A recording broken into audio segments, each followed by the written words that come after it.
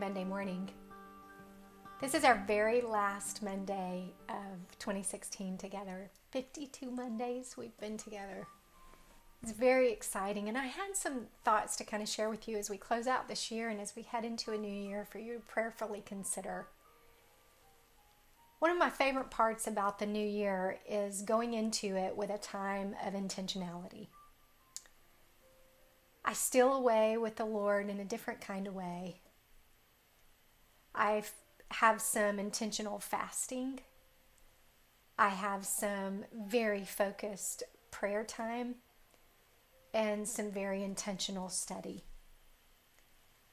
And what I long to come away from that season with is what my friend and mentor, Dr. Albert Lemons, calls a focus of heart, which fasting truly provides.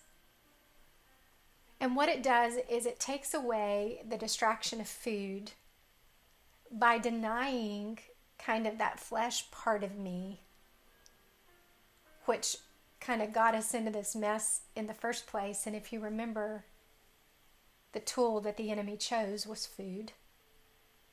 And so it's an intentional way to look back at what the enemy propagated in the very beginning of our stories in Genesis and still propagates to our hearts today, that we would live from this place of self-sufficiency, of self-desire, of self-satisfaction, of self-preservation. And what fasting in this first part of the year offers us is the privilege to kind of push back on self and move towards surrender. And what I've discovered is that nothing is ever lost in surrender.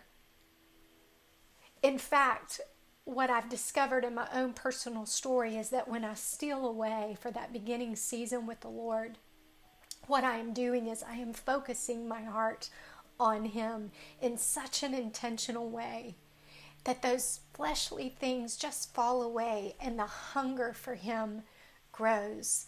Blessed is he who hungers and thirsts after righteousness, for he will be filled, Jesus told us in the very beginning of the Sermon on the Mount in Matthew chapter 5. And then he told us in Matthew 6, when you pray and when you fast.